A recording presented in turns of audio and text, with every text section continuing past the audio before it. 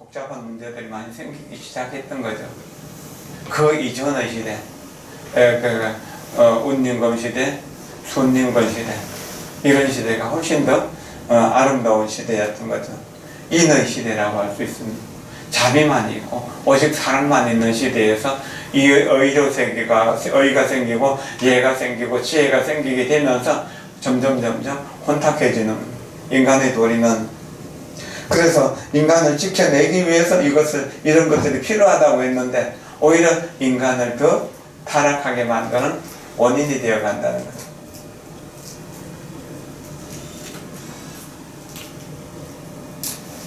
인을 구하는 자는 바로 이것을 구하고 덕을 쌓는 사람은 바로 이것을 쌓아야 한다.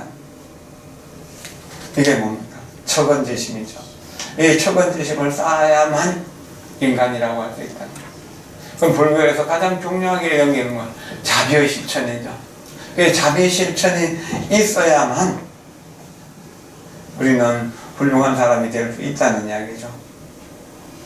주례에 보면은 맹춘에 음력 정월달에는 종묘나 왕궁에서 희생을 쓸 때도 아무것을 쓰지 않는다. 옛날에 종묘에 제사 지낼 때 혹은 사당에 제사 지낼 때 양과 소와 또 뭔가요? 세 가지를 죽여가지고 그 피를 갖고 제사를 지내거나 그 머리를 갖고 제사를 지내는데 그럴 때 아무것을 쓰지 않았다는 이야기입니다. 암컷은 왜 안 씁니까? 새끼를 메고 있기 때문에. 암컷 한 마리를 죽일 때는 여러 명의 새끼를 함께 죽이는 것이 되기 때문에 암컷을 쓰지 않았답니다. 요즘은 뭐 그렇게 하는 경우들도 없는데요. 돼지머리 쓰거나 뭐 이렇게 할 때도 사실은 이제 봄에는 사냥을 금하고 또 봄에는 그 풀을 밟을까 싶어가지고 앞에서 한번 나왔잖아요. 봄이 되면은 지혜로운 사람은 뜰 밑으로 내려가지 않는다라고 합니다. 풀도 함부로 죽여서는 안 된다라고 그랬던 거거든요. 또 이제 맹자는 군자는 부족간을 멀리한다. 고기 먹는 것을 좋아하지 않는다는 이야기죠. 이는 바로 내 척언지심을 온전히 보호하기 위해서다. 척언지심을 보호하는 것. 인자무적이라고 했잖아요. 어진 사람은 적이 없다. 저극히 어진 사람은 적이 없다. 적이 와도 다 친구가 되고 제자가 되는 것이죠.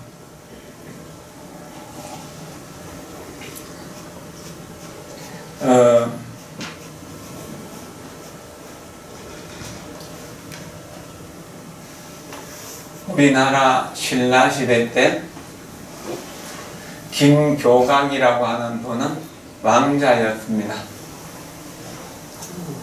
그랬는데 삽살개 한 마리를 데리고 중국으로 유학 갔습니다. 구화산에 가서 깊이 수행하는데 먹을 것이 없으니까 땅을 파갖고 먹었는데 땅이 쌀보다 더 맛있었다고 해요. 거기요. 그렇게 살다 보니까 지극히 어진 마음, 자비로운 마음이 키워졌던 거죠. 그럴 때 흉년이 들어가지고 먼 곳에 가서 쌀을 탁반해가지고 원체 이제 연불도 잘하고 마음 덕성스러우니까 복이 많은 분이니까 가는 곳마다 먹을 게 많이 생기는 거예요. 그래서 쌀을 2가마씩 짊어지고 와가지고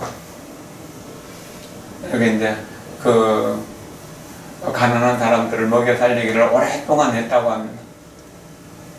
그랬는데 그때 도둑놈 소굴을 지나가다가 도둑놈들에게 잡히게 된 겁니다. 근데 조금도 두려워하지 않고 도둑놈 두목을 향해서 내가 불쌍한 사람들을 위해서 이렇게 복을 짓는데 니들이 이 불쌍한 사람들이 먹을 쌀을 뺏는다면 다음에 어떻게 되겠느냐라고 하면서 인과법을 쭉 설명했다라고 합니다. 그러니까 독기양이라고 하는 그 귀왕도 김교각 스님의 자비로운 법문에 녹아서 도둑질을 그만두게 되고 자기 부하 500명과 함께 지장보살의 제자가 된 겁니다. 그래서 독기왕이 독이 없어졌으니까 무독기왕이 된 겁니다.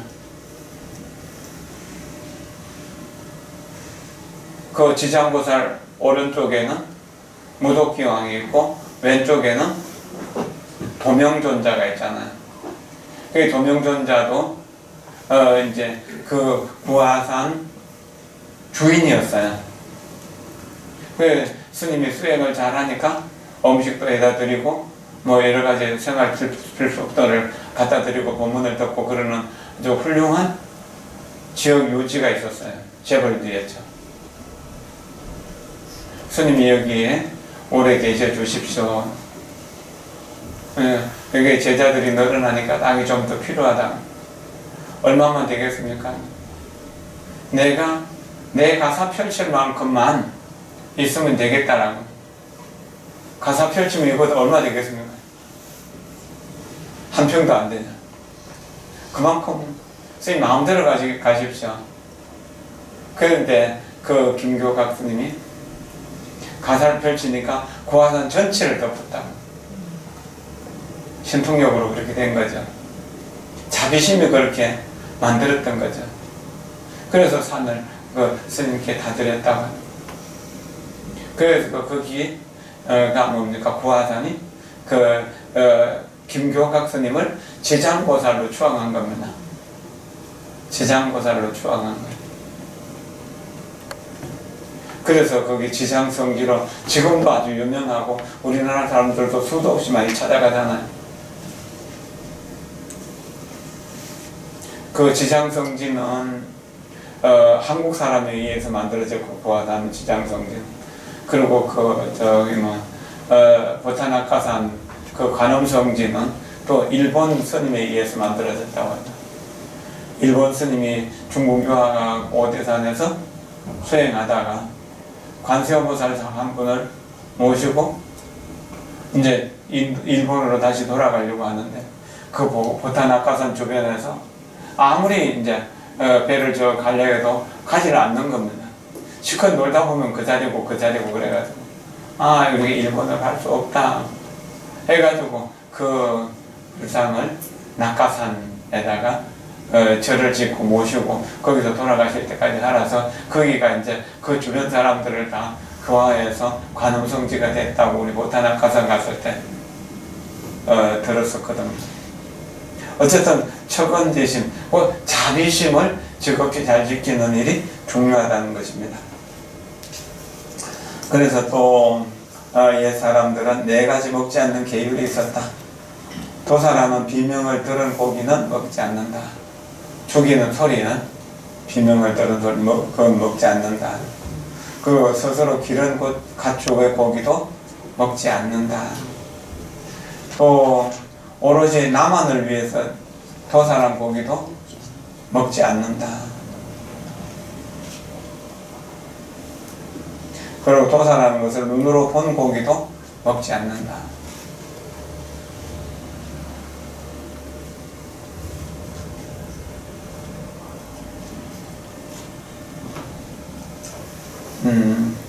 그 불교에서는 삼정욕이라 해서 보거나 듣거나 또는 나를 위해서 주겠다는 의심이 되는 것, 견문의 3가지를 먹지 않는데 그 3가지가 아닌 것을 삼정욕이라고 해갖고 먹어도 되는 것이 있습니다. 가령요 짐승들이 먹다가 이렇게 이제 그냥 뜯어먹다가 마른 고기라든지 혹은 또 자연스럽게 죽은 고기라든지 이런 것은 경우에 따라서 먹을 수 있다고 그랬던 겁니다. 어쨌든 안 먹는 것이 제일 좋은데 먹더라도 그렇게 정육, 깨끗한 고기를 먹도록 하는 것이 중요한 것이죠. 학문을 수양하는 자가 처음부터 육식을 완전히 금할 수는 없겠지만 마땅히 이 4가지부터 조금씩 끊어가야 한다. 그래서 고기 먹는 날을 일주일에 한 번 정한다든지 한 달에 한 번만 정하도록 하고 나머지는 다 채식으로 한다는 것도 중요한 일이죠.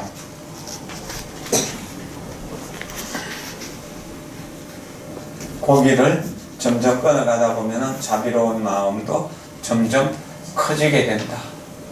자비로운 마음이 바로 정토를 만드는 행위다라는.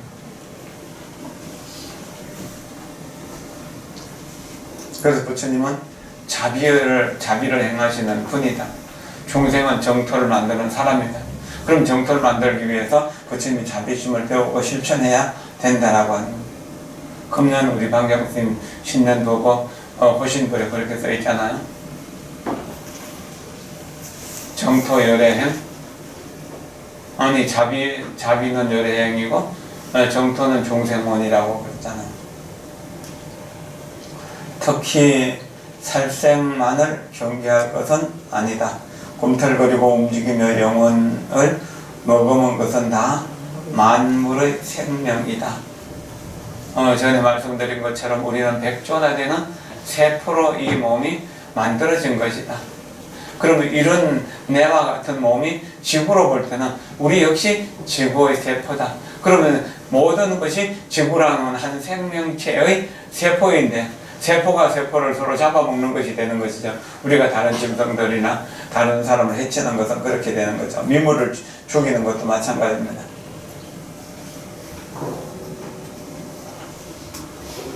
비단실을 구하려고 누에 고치를 삼고 농사를 짓느라고 쟁기나 갱이나 호미로 땅을 갈면 자칫 그 안에 든 벌레를 죽이기 쉽다. 그래서 스님들은 땅 파는 일을 하면 안 된다. 농사 짓지 말으라고 했습니다. 인도에서는 스님들이 그래서 농사를 짓지 않는 것을 원칙으로 합니다. 남방에는 지금도 그렇습니다. 그런데 중국으로 와서는 산중에 따로 모여 살게 되니까 농사를 안 지을 수 없기 때문에 농사를 지으면서 항상 연구를 해서 그 내가 모르고 죽인 벌레들 까지도 전부 다 정토에 왕생하기를 발언하도록 그렇게 가르치고 있는 것이죠. 따라서 옷 입고 밥 먹는 일상생활의 유래가 모두 다른 생명을 죽임으로써 내가 살아가는 인과관계임을 항상 명심해야 한다. 그러면 명심한다면 어떻게 해야 되는가? 항상 생명을 존중해야 된다. 선이란 생명을 존중하는 마음이고 자비란 생명을 살려내는 마음이다라고 하는 것. 그것을 언제나 생각해야 된다. 그럼 내가 행복하기를 위해서 모든 생명을 내가 존중하고 살려내야 된다. 사랑해야 된다는 그런 어떤 공식이 자연스럽게 나오게 되고 이것이 보편화된다면 이 나라가 얼마나 안정적이 될 것입니까? 그래서 물건을 함부로 부수거나 낭비하는 죄악은 마땅히 자기가 직접 만물을 죽인 살생과 같이 여겨야 된다. 일회용 컵을 쓰지 말아라. 일회용 물건들을 쓰지 말아라. 그리고 쓸만한 물건인데도 그냥 버리고 새 것을 또 사지 말으라고 하는 이야기를 하는 것도 그런 것입니다. 우리의 자원은 한정되어 있는데 그것을 자꾸 쓰레기로 만들어버리면 우리가 나중에 어떻게 살 것이며 우리의 자손들은 또 뭘 먹고 어떻게 살 겁니까? 쓰레기 더미를 만들어 갖고 자손들에게 물려준다면 이거 얼마나 안타까운 일입니까? 자손들은 내 사랑하는 자손들이 쓰레기 더미 위에서 그 쓰레기의 악취를 먹으면서 태어나고 자라나고 어른이 되어가고 일을 해야 되니까 그건 지옥을 만들어 갖고 자식들에게 넘겨주는 거하고 똑같은 거잖아요.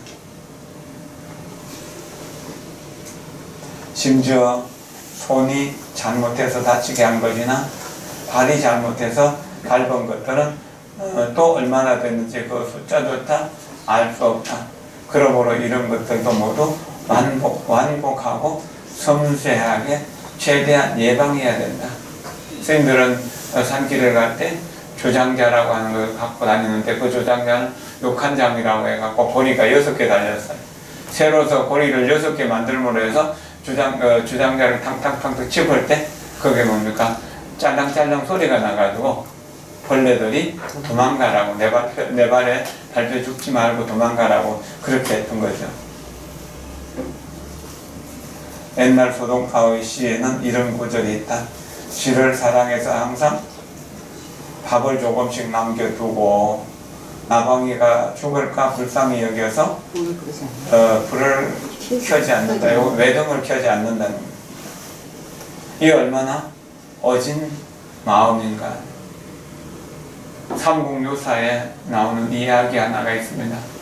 옛날에 어떤 아이가 부모가 일찍 죽고 나서 이제 갈 곳이 없는 거, 의지할 곳이 없는 겁니다. 그래 절에 와서 살게 되었습니다. 그래도 조금 성건이 있었던지 아이가 착했고 어른들의 말씀도 잘 들었어요. 밥을 짓는 공양주를 하는데 늘 그 밥을 하다가 뭐 이렇게 설거지하고 나면 찌꺼기가 남잖아요. 음식 찌꺼기가. 음식 찌꺼기를 깨끗이 모아가지고 쥐를 위해서 음식을 남겨줬어요. 한 3년쯤 쥐 밥을 주다 보니까 쥐하고 굉장히 친해지게 된 거죠. 그래서 사랑의 마음이 생긴 것이고, 그래서 이제 쥐들도 은혜를 갚아야겠다고 생각하게 된 거예요. 어느 날 집 앞버릇에 보니까 구슬 하나가 들었어요. 주인을 찾아봐도 주인이 없어요. 아, 이거는 쥐가 나에게 선물한 것이다 라고 생각하고 그 구슬을 예쁜 주머니를 만들어 가지고 허리춤에 차고 다녔어요. 그때부터는 사람들이 무시하고 업신여기고 짓밟아 버리던 그런 어른들도 전부 소중히 여기고 아끼고 가르치고 뭔가를 잘해주려고 했던 겁니다. 그래서 이 구슬 덕분이다 하면서 구슬을 소중하게 여기고, 그렇게 하더라도 항상 자기가 그 비천할 때를 생각해서 겸손함을 잃지 않았다는 겁니다. 지극히 겸손한 마음으로 어른들을 잘 받들어 섬겼습니다. 그러나 이제 공부를 잘하고 더 총명하고 지혜롭고 덕성이 있다고 소문이 나니까 나라에서 왕을 가르치는 서성 왕사로 모셔간 겁니다. 그 나라의 왕사가 되어서 잘하다 보니까 중국의 천자가 그 소문을 듣고 그 사람 내한테 보내라. 우리 천자의 서성이 되도록, 황제의 서성이 되도록 그렇게 내가 모시고 싶다. 그 약소국이니까 이제 신라에서 당나라를 보낸 겁니다. 그게 당나라 천자가 보자마자 엎드려서 절을 하면서 그래 좋아하더라고요. 그렇게 해서 그 천자의 서성으로서 대접을 받으면서 천자를 가르치고 그랬습니다. 항상 겸손하게 공부했기 때문에 천지에 또 모르는 것이 없고 그랬죠. 근데 천자의 주변에는 뛰어난 사람들이 많잖아요. 관상을 보는 사람이 하나 있었는데 저 아이는 분명 얼굴에는 복이 하나도 안 붙었는데 복이 어디 있는지 모르겠다. 그래가지고 그 아이가, 그러니까 아이가 아니겠죠. 이제 어른이 됐겠죠. 그러니까 저 국사가 국사는 제사 천자의 서성이 뭔가가 일단 뭘 가지고 있을 것이다. 그래서 사람을 시켜갖고 잠잘 때 여기 몸을 수색해 보니까 여기 주머니에 구슬이 들어있더라고요. 그 구슬을 훔쳤다는 거예요. 그 구슬이 없어지고 나니까 사람들이 존중하고 존경하던 마음이 싹 없어지게 된 거예요. 다시 천박한 사람이 되어가지고 고향에 와서 그냥 이렇게 노동자처럼 살게 되었다. 하인처럼. 자, 그 구슬이 뭘까요? 정말 왕이 갖다 준, 아니 쥐가 갖다 준 구슬일까요? 물론 그렇게 생각할 수도 있겠지만 쥐까지도 사랑하는 그 사랑의 마음, 생명을 소중하게 여기는 자비심이 아니었겠습니까? 그 자비심이 충만할 때는 모든 사람들이 다 좋아했습니다. 그런데 천자의 서성이 되고 나니까 자비심이 교만심으로 바뀌게 된 겁니다. 그것은 구슬을 도둑맞는 일로 표현한 것 아닐까요? 그러니까 사람들이 다 싫어하게 되고 쫓겨나게 되고 그랬다는 이야기죠. 자비심을 항상 가지고 산다는 것, 자비심으로 짐승들까지도 사랑한다는 것, 이건 얼마나 아름다운 일인가요?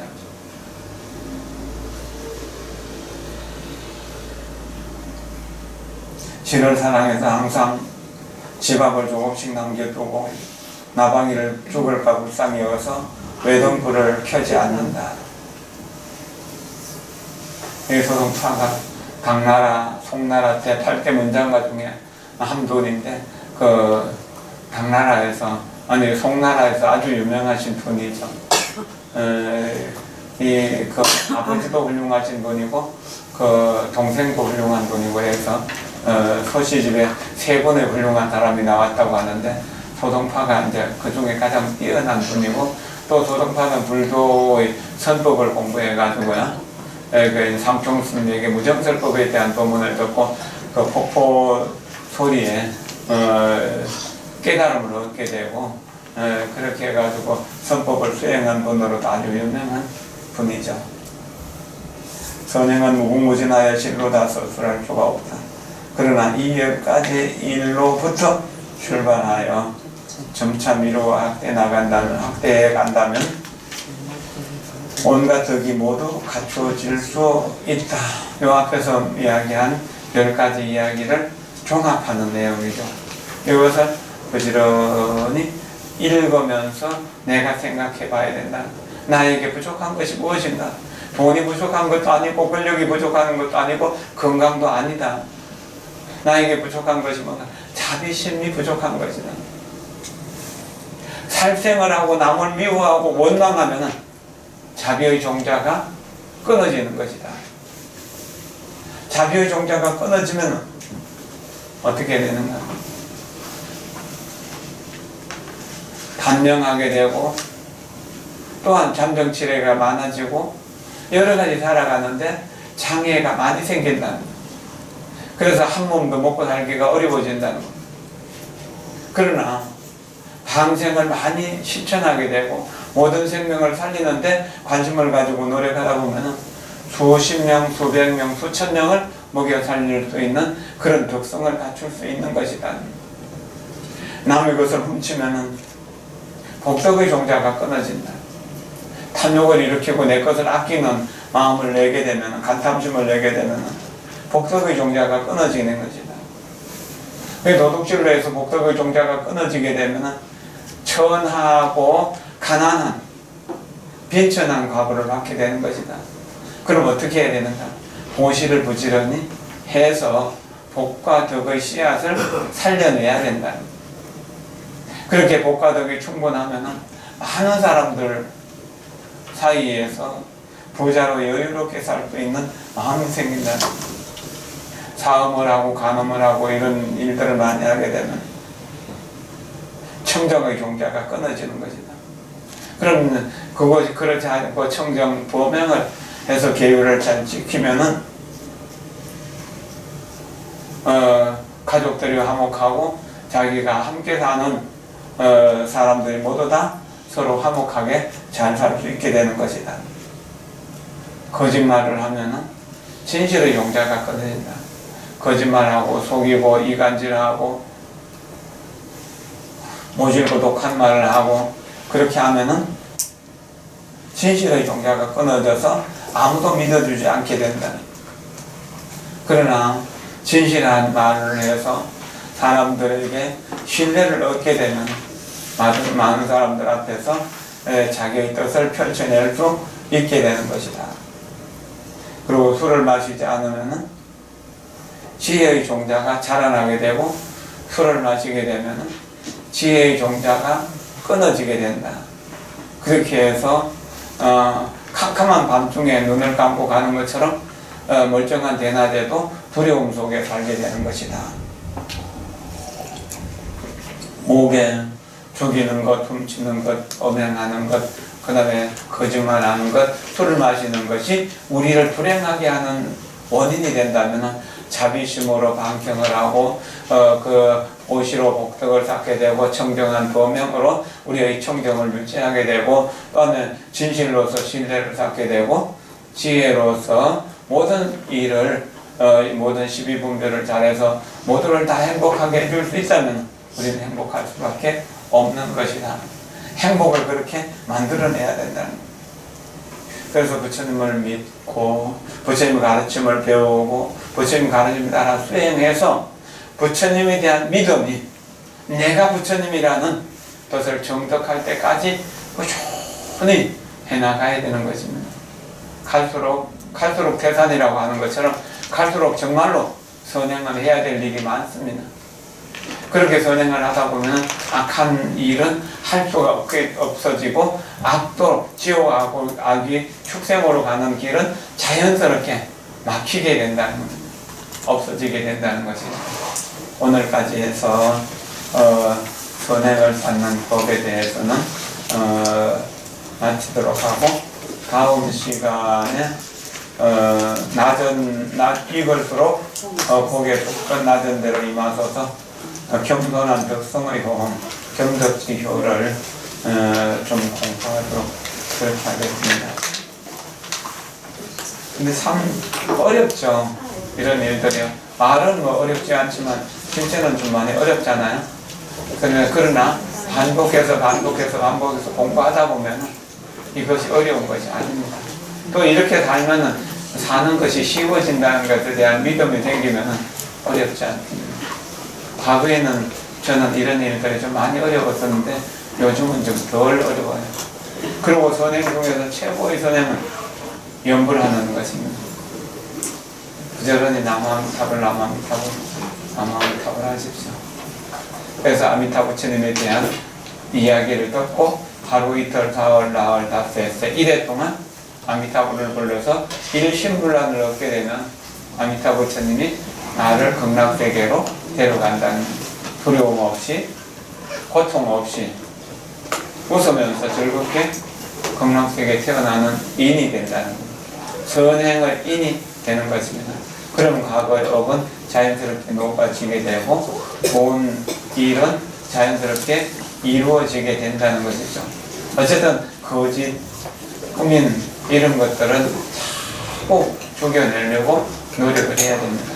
그렇게 하면은 우리의 삶은 복된 쪽으로 향상하고 발전하는 것이 당연한 일입니다.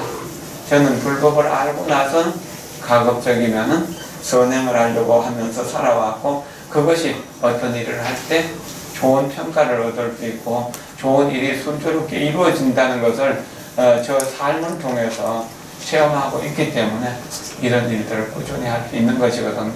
여러분들에게도 자신있게 말씀드리는 것이 그 이유입니다. 열심히 한번 정진해 보도록 합시다. 오늘 공부하고 다음 주에 이제 그 끝부분이니까 좀 그반들 좀 데리고 올 수 있도록 해주십시오. 그리고 3월 달에 그 뒤로 나오는 이 원요금 선생의 전기하고 원요금의 요금사원의 서평하고 특히 이제 인광대사의 서문은 아주 중요한 것인데 한 3월 말까지는 좀 쭉 읽어 나가더라도 공부를 좀 해가도록 합시다. 오늘 3월 말까지 해갖고 이 책을 이제 마치려고 합니다. 그때까지는 공부하고요. 오늘 여기서 마치도록 하겠습니다. 감사합니다. 감사합니다.